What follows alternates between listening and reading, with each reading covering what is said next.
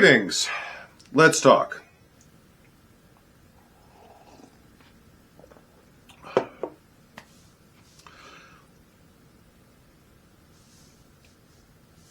This is going to be a slightly different video. And let me just start off with a bit of a warning. Part of the story that we're going to be talking about here does involve a high-level academic discussion of a medieval case of sexual assault and the legal and political aftermath of that act.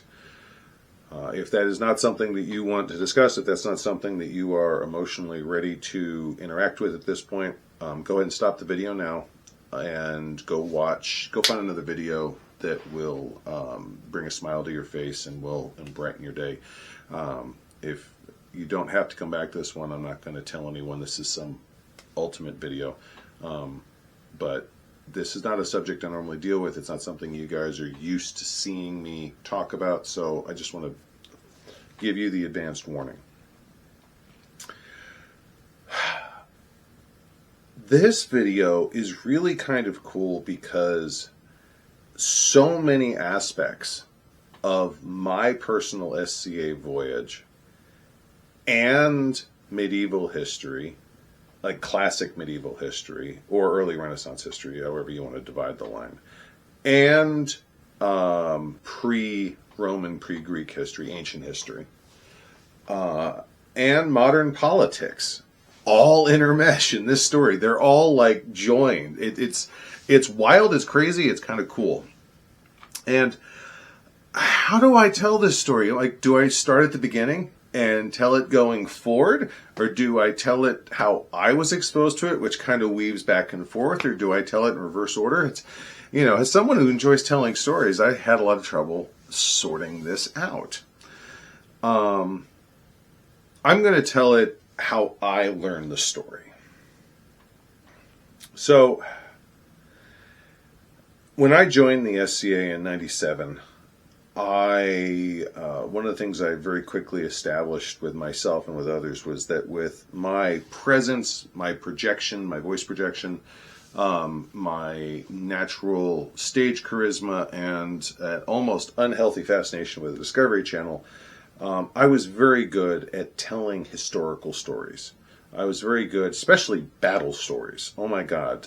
Battle of Thermopylae, Gideon and the Battle of the Midianites, the fight for the well at Bethlehem.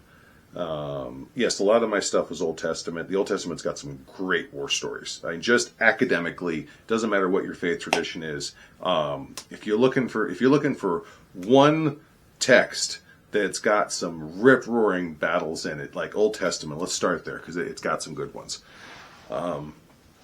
It was a wonderful time for me, and I very quickly established that those were stories that I could bring to life. Those were stories that I could bring to the audience in a way that got everyone engaged. One time after I had told one of my stories, a friend of mine walked up to me and challenged me to learn. She said, "You've done a really good job bringing these stories to life. There's a story that I think you could do really well in, and you don't know it, I bet." "Really, what's that?" And she tells me, "I want you to look up the story of St. Judith." Okay. And that really was all that was said. We didn't email, we didn't talk outside of the SCA at that point in time. This wasn't a conversation that went on for a while. She told me, look up St. Judith and see if you can tell the story. I think the challenge was by, I think I had like a couple of months to get the story together. And I went home and I looked it up. And it turns out the story of St. Judith only exists in the Catholic and the Orthodox traditions. It's not found in the Protestant Bibles, and it's not found in the Jewish holy books. And forgive me for overly abridging this, but the critical high points are that Judith was a widow from the city of Bethula, and her husband, when he was alive, was well-to-do, and when he passed, he had made sure that she would be cared for. So she managed to live out a comfortable life even after his death. Years later, King Holofernes led an army into Israel, specifically to occupy Israel. And one of the stops along the way, as it were, was the city of Bethula. Surrounded it, told them to surrender, or else. A lot of the elders in Bethula said, we need to surrender. Like, we can't possibly withstand this. And the traditions of warfare at the time, if the city wall had been breached, that very likely would have led to wholesale slaughter of women, of children. The city would have been leveled. So surrender was not an unreasonable option when your alternative was annihilation. Judith, to be frank about it, was having none of this. Depending on how you read the texts, she kind of lost her temper and ripped the elders a new one. And then that night, she and her maidservant snuck out of the city, outside the walls, into Holofernes' camp, and she found the king, and she managed to seduce him. She managed to get him to get away from his guards, to let his guard down, to get roaring drunk. It was very clear in the text that he was absolutely drunk. And she got him back to his tent, and he's alone, he's unarmed, he's unarmored, and she grabbed his sword. And it is very specific in the text that she drew the sword up and she hit him once, and he started thrashing around. If you read between the lines, kind of the implication is she might have severed his vocal cords so that he couldn't actually cry out, but the guy's still, thrashing and making noise and still might have enough energy to injure her if he gets hold of her. And she raised her sword up again, and she prayed to God for strength. And then she brought it down again and struck his head clean off his body. Then she and her servant hid the head, snuck out of camp, snuck back to the city. And the next morning, she was up on the walls screaming yelling at, however you want to interpret it, at the army, how dare you threaten, a city protected by God. And then she held up his head, holding his head up. And that, when you literally have the head of the enemy king in your hands, that was a massive blow. And that, that ultimately led to the army dissolving. Which, knowing what we know about how armies were formed in that time period, the idea that all of these different tribes and kingdoms and fiefdoms or baronies or whatever words you use, all of these different smaller groups were held together, and the linchpin was one powerful king, and that with his death and no successor to be named on the spot, they would shatter. They would go different directions, and all you need is about a third of your army probably to leave, and all of a sudden your prospects for taking the city go through the floor. So Judith, and by extension, she saved Bethula, and by extension, by destroying the army, by scattering them to the four winds, Jerusalem would have been next. That was their goal. It was their stated goal. So by extension, she's credited with saving Jerusalem as well.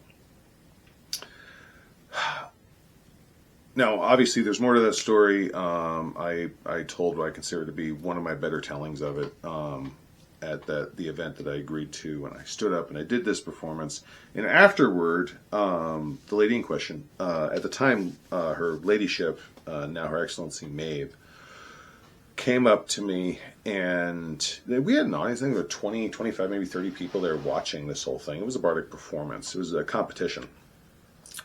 And she said, Ivo, thank you so much. And she thanked me for the performance, and she explained to everyone there that this was in response to a challenge that she wanted me to fulfill.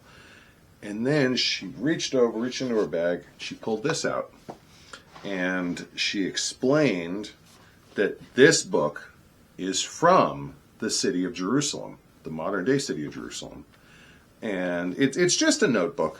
It's just an online paper notebook. But it is from the city. She had recently gone on a trip there. And she wanted me to have it as a reminder of this city whose part of its history I just told so well. Now, I've actually written down a number of my stories and a couple of songs I've learned in this book. But right there, I've got a little makeshift table of contents. I've got written down the story of St. Judith.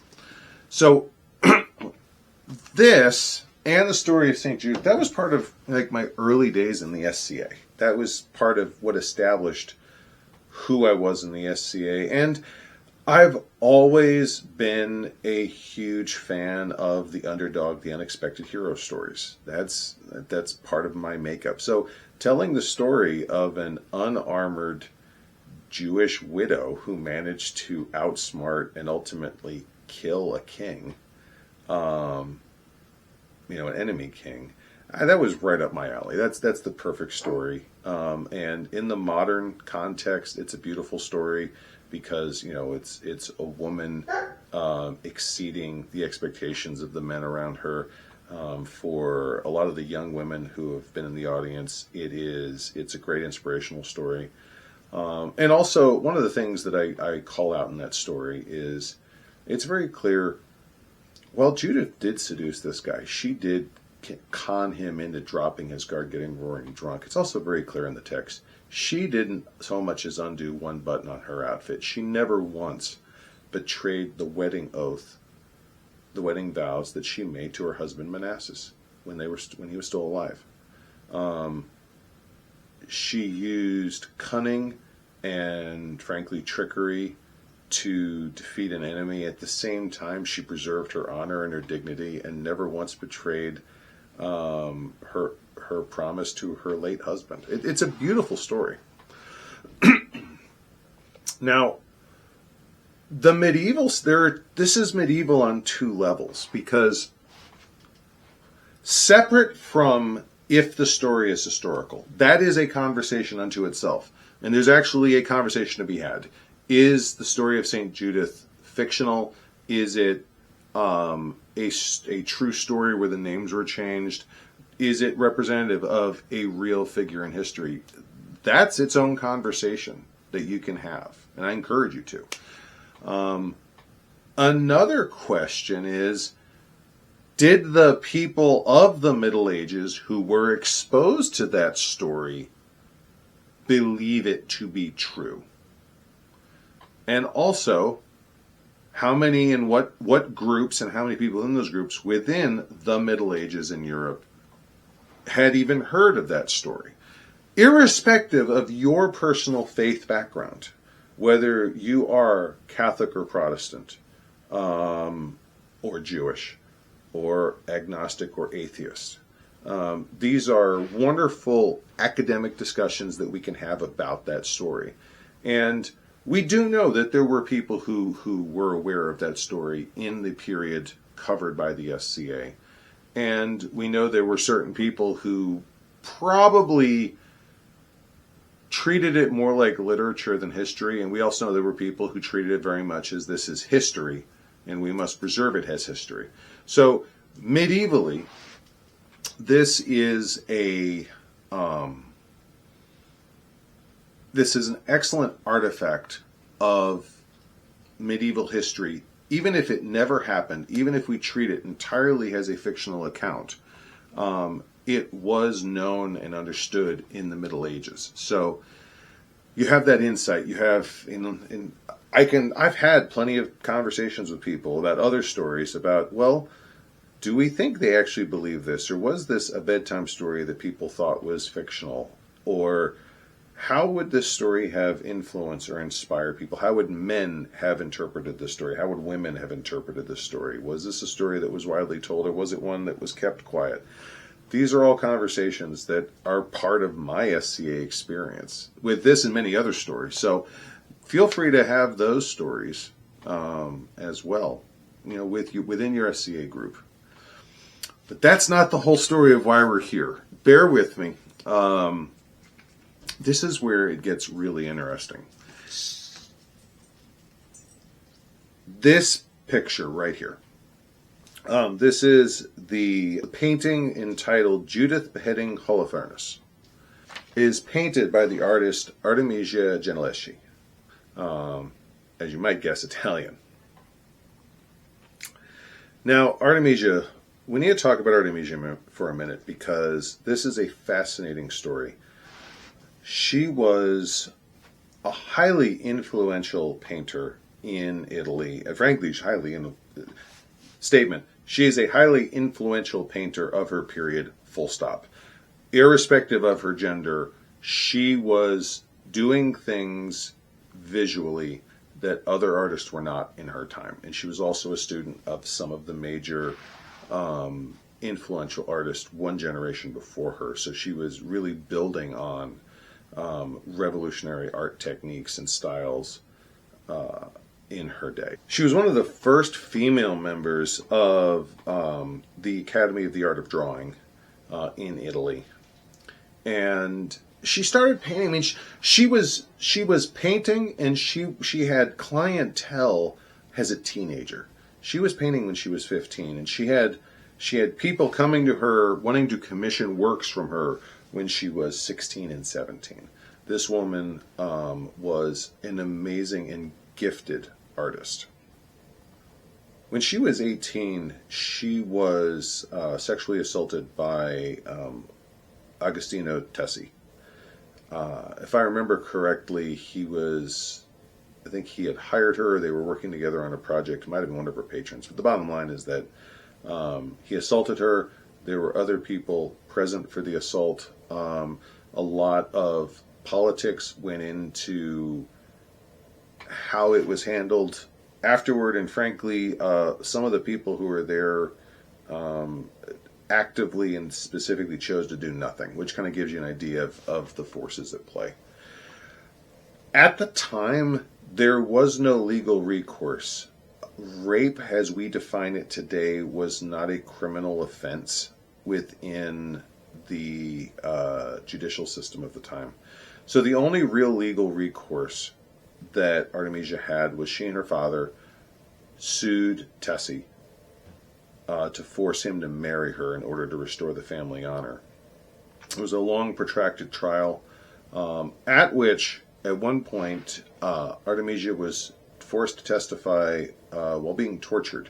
She had cords wrapped around her fingers and pulled tight and pulled out. From what I've read, it would have been an excruciating experience, and she had to give testimony under those conditions to prove she was telling the truth.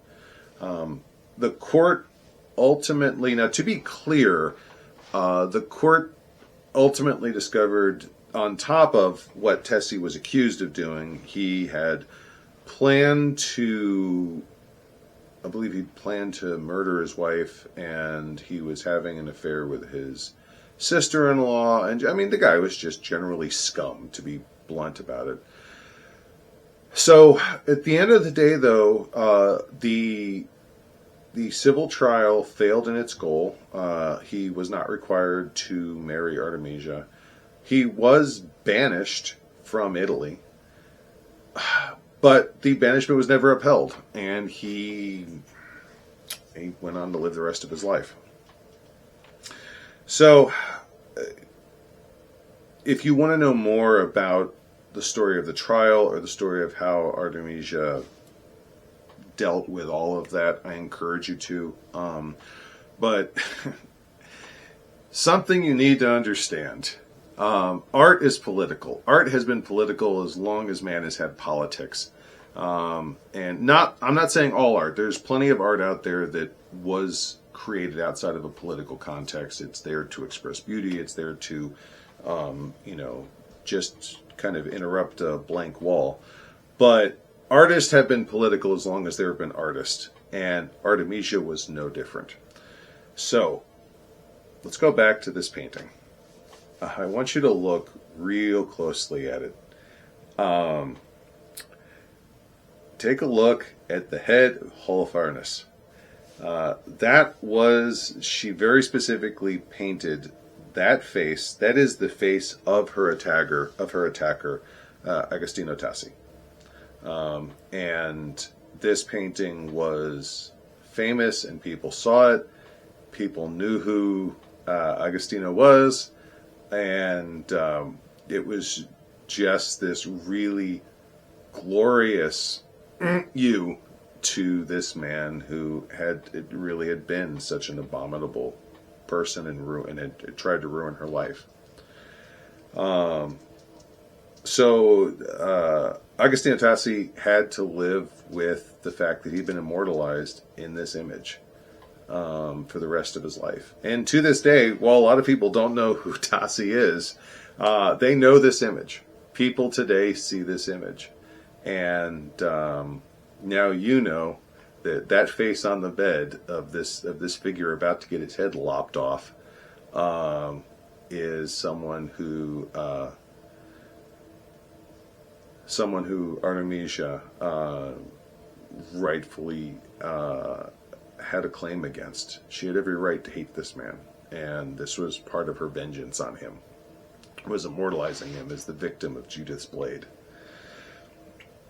And all that being said, understanding that I love the story of Saint Judith because it is the underdog story. It is a nation under siege saved by an unarmed widow. It's the most bonkers story when you think of it that way, but it was. It is an inspiration for girls, young women, even older women. You know, inspiration knows no limits, and that the story does speak to those women. I've had women of several ages speak to me about how uplifting hearing that story is. And in the same vein,